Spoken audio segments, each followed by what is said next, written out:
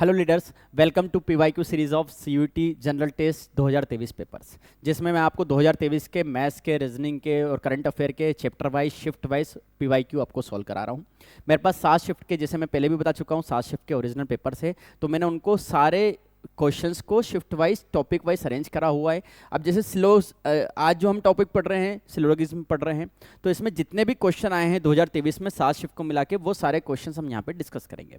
अब आपने ये टॉपिक पढ़ा होगा डायग्राम वाला, मैं इस टॉपिक को बिल्कुल नए तरीके से पढ़ाता हूँ मेरे क्लासरूम में 50 और 100 के रिस्पेक्ट में। तो थोड़ा सा मैं बता देता हूँ, जहाँ पर भी पॉजिटिव आता है सेंटेंस में उसको मैं 100 मानता हूँ, और जहाँ पर पॉजिटिव आता है, अब 2 चीज़ें होती है।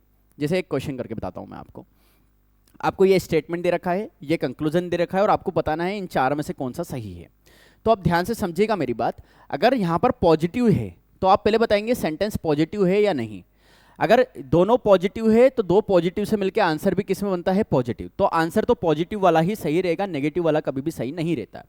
अब मैंने फिर उसके बाद अगर ये पॉजिटिव है तो लास्ट वाली जो प्लेस होती है उनको आप 50-50 से देते हैं, और आगे वाली प्लेस है अगर सम है तो उसको 50 से नाम देंगे, और अगर ऑल लिखा हुआ है तो उसको किससे नाम देंगे? 100 से नाम देंगे। ठीक है, यहाँ पे सम लिखा हुआ था तो मैंने इसको भी 50 नाम दिया और इसको भी 50 नाम दिया। अब कभी भी 50-50 से 50 वाले कभी भी सही नहीं होते, अगर 100 होना चाहिए, मिनिमम एक 100 होना चाहिए इसको सही होने के लिए।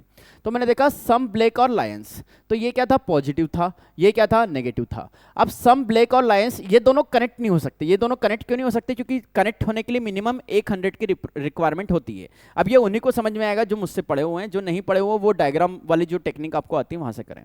तो ये दोनों कनेक्ट नहीं हो सकते, इसलिए ये आंसर क्या हो गया? गलत। फिर नो ब्लैक इज लायन, तो ऑब्वियसली बताइए पॉजिटिव से नेगेटिव तो हो नहीं सकता। अब सर आपने बोला कि नाइदर 1 नाइदर 2, तो नन फॉलोस, ये ऑप्शन आपको दे रखा है, पर आपको इस चीज का ध्यान रखना है। ये मैंने कंडीशन बताई थी आइदर और वाली। कंडीशन क्या बताई थी बच्चों? मैंने ये कंडीशन बताई थी कि अगर 2 सेंटेंस है, 3 कंडीशन होती है आइदर आर के लिए। Both conclusion must be wrong, पहली condition satisfy.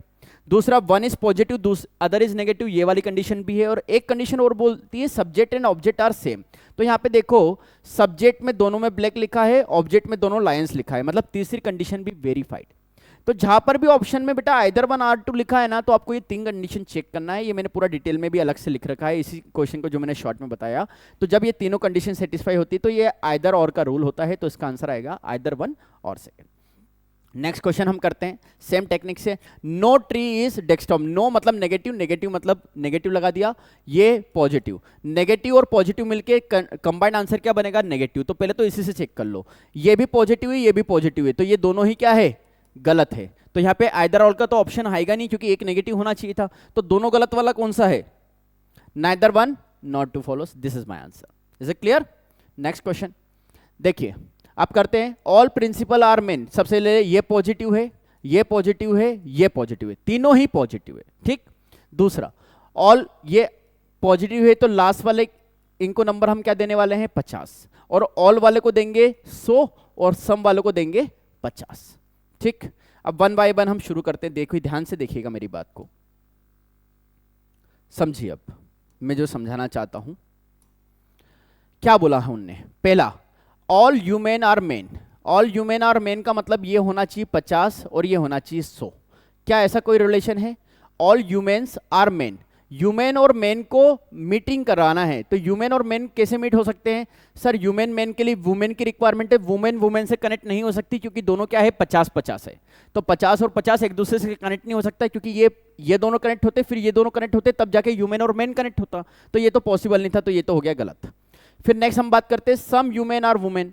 Some humans are women, तो और अगर सारे ह्यूमन्स जो है वो वुमेन है, तो कुछ ह्यूमन्स तो वुमेन होंगे ही होंगे, ये तो कंपलसरी सही बात है।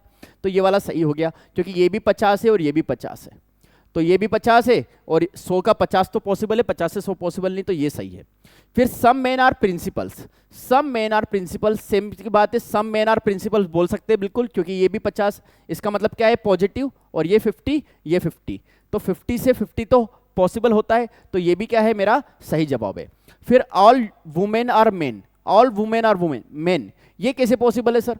All women are men, sir इसके लिए इनको कनेक्ट करना पड़ेगा, वुमेन को वुमेन से, फिर प्रिंसिपल को प्रिंसिपल से, तब जाके इनमें कनेक्शन बैठेगा। पर क्या हम इनको कनेक्ट कर सकते हैं क्या? नहीं कर सकते सर, प्रिंसिपल को प्रिंसिपल से अगर मैं कनेक्ट कर देता हूं तो सम वुमेन आर मेन होगा, तो ऑल तो वैसे भी नहीं हो सकता है क्योंकि वुमेन तो 50 वाली है और ऑल मतलब होता है 100, तो ये वाला ऑप्शन पॉसिबल नहीं है। तो इसका आंसर क्या आएगा, सेकंड एंड थर्ड फॉलोस। पर आप देख रहे होंगे आपके पास कोई ऑप्शन नहीं है, नहीं है ना, देखो फर्स्ट नहीं है। अब यहां पर ओनली 1 एंड 2 के बदले यहां पे क्या लिखना था, सेकंड एंड थर्ड लिखना था, ये भी गलत है। अब इस केस में आप सेकंड लगा दो या थर्ड लगा दो, दोनों ही सही माने जाएंगे और इसको आपको क्या करना था, चैलेंज करना था। ठीक है, यहां पर उन्होंने ऑप्शन थर्ड दे रखा है, उन्होंने बोल रहा है थर्ड ऑप्शन इज राइट, पर यहां पर इस केस में अगर आप टेक्निक से जाएंगे, किसी भी तरह के जाएंगे, तो ये दोनों ही सही है। तो ये आपके फ्री के मार्क्स थे। अगर आपको ऐसा लग रहा है कि आपके दोनों सही है तो आप दोनों में से जो ऑप्शन थे उनमें से कोई सा भी आप टिक लगा के जाओ, फिर चैलेंज करो, चैलेंज करने के बाद आपको फुल मार्क्स मिलेंगे। ठीक है, तो ये तीसरा क्वेश्चन था। एंड फिर 3 ही क्वेश्चन आए थे पूरे, मतलब 7 शिफ्ट में सिलॉक्स के कितने क्वेश्चन आए थे, 3 ही क्वेश्चन आए थे। लास्ट ईयर भी सेम टू सेम कंडीशन थी, 2 या 3 ही क्वेश्चन आए थे 2022 में भी। मतलब सिलॉक्स के टॉपिक हर एक शिफ्ट में आते हैं, ये इंपॉर्टेंट नहीं है, मतलब आप ये वेरीफाई नहीं कर सकते। जैसे ये डोमेन शिफ्ट में आया था 5 जून, फिर ये कौन सी शिफ्ट में आया था, ये भी डोमेन शिफ्ट का क्वेश्चन है, और ये अपनी जनरल टेस्ट जो इंग्लिश और जनरल टेस्ट जो बिना डोमेन वाली शिफ्ट होती है, ये उसका पेपर है। तो आप अभी ये नहीं बोल सकते कि आपकी शिफ्ट में आएगा या नहीं आएगा, इसलिए मैं आपको बता रहा हूं, ताकि मैंने जनरल टेस्ट का एक सिलेबस का वीडियो बना रखा है जिसमें मैंने बकायदा इन सबको कंक्लूड करके बताया है कि किस टॉपिक से कितने कितने क्वेश्चन आए हैं, उनकी 2022 में कितने आए थे, 2023 में कितने आए थे, दोनों में 7-7 शिफ्ट के मेरे पास पेपर है, जिससे आपको कंपैरिजन समझ में आया कि क्योंकि समय आपके पास कम है, तो कम समय में ज़्यादा बेटर तैयारी तभी हो सकती है जब कम समय में आप ज़्यादा क्वेश्चन वाले टॉपिक पहले तैयार करो और कम क्वेश्चन वाले टॉपिक जिसको आपको ईजी लगता है उनको पहले तैयार करो। ठीक है, और इसी तरह की स्ट्रेटजी और आगे के भी जो CUT से रिलेटेड जो वीडियो है मैं इसी चैनल पे अपलोड कर रहा हूँ। वीडियो अच्छा लगे तो लाइक जरूर करिएगा, सब्सक्राइब करके बेल आइकन जरूर प्रेस करिए ताकि सबसे पहले आपको CUT से रिलेटेड और PYQ सीरीज के वीडियो सबसे पहले आपको मिलते रहे।